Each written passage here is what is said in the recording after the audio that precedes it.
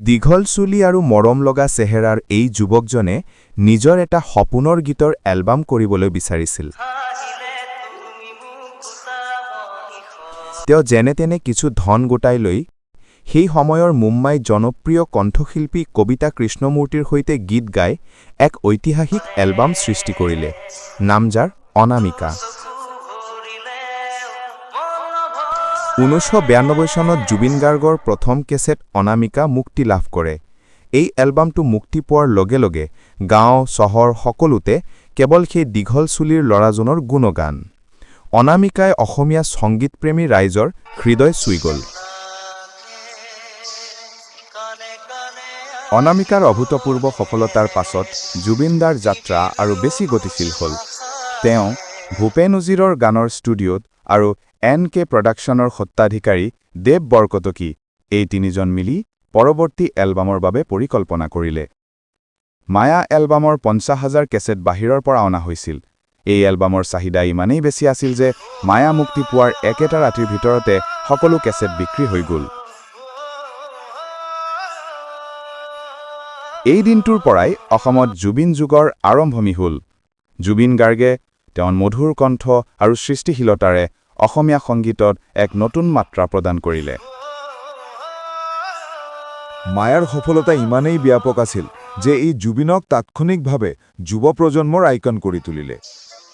এই বিপুল জনপ্ৰিয়তাক লৈ NK প্ৰডাকশ্যনৰ সত্ত্বাধিকাৰী দেৱ বৰকটকীৰ উদ্যোগত জুবিন গাৰ্গ আৰু তেওঁৰ দলটোৱে সমগ্ৰ অসম জুৰি বাছত ভ্ৰমণ কৰি মঞ্চ অনুষ্ঠান আৰম্ভ কৰে। এই সময়ছোৱাত তেওঁক চাবলৈ হাজাৰ হাজাৰ মানুহৰ ভিৰ হৈছিল। সেই মৰম লগা দীঘল চুলিৰ ল'ৰাজনক এটা ছাউনি মাৰিবলৈ সকলোৱে ব্যাকুল হৈ পৰিছিল।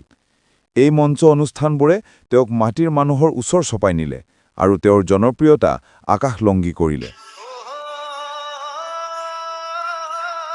জুবিনৰ সংগীতৰ যাদুৱে চলচ্চিত্ৰ জগতৰ দুৱাৰ মুকলি কৰিলে। এই সময়তে অসমীয়া চিনেমা জগতৰ প্ৰখ্যাত পৰিচালক মুনীন বৰুৱাদেৱৰ সৈতে অভিনেতা যতীন বৰাই তেওঁক চিনাকি কৰাই দিয়ে। প্ৰথম সাক্ষাতত মুনীন বৰুৱাদেৱে হয়তো ভাবিছিল, ইমান সৰু ল'ৰাই চিনেমাত গান গাব পাৰিবনে জানো? তেওঁ হয়তো কল্পনা কৰা নাছিল যে এই সৰু ল'ৰাজনেই এদিন অসমীয়া সংগীতৰ সুৰৰ সম্ৰাট হিচাপে পৰিগণিত হ'ব। মুনীন বৰুৱাৰ পৰিচালনাত নিৰ্মিত ছবি হিয়া দিয়া নিয়া 2000 চনত জুবিন গাৰ্গে কণ্ঠদান কৰিলে। এই ছবিৰ সকলো গানে আছিল ছুপাৰ ডুপাৰ হিট, যিয়ে জুবিনক চলচ্চিত্ৰ সংগীতৰ শীৰ্ষত প্ৰতিষ্ঠা কৰিলে।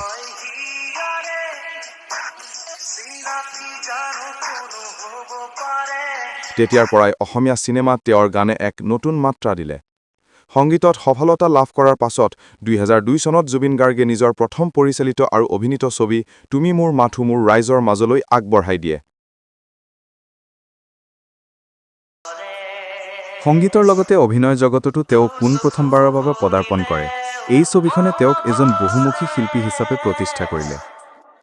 লাহে লাহে জুবিনদাৰ প্ৰতিটো গানেই জনপ্ৰিয় হৈ পৰিল আৰু তেওঁ অসমীয়া চলচ্চিত্ৰ সংগীতৰ মান বহু আগুৱাই লৈ গ'ল। এই সময়ছোৱাতে তেওঁৰ সংগীত যাত্ৰাৰ আন এক মাইলৰ খুঁটি গীত মায়াবিনীৰ সৃষ্টি হয়, যিয়ে আজিও অসমবাসীৰ মন প্ৰাণ চুই আছে।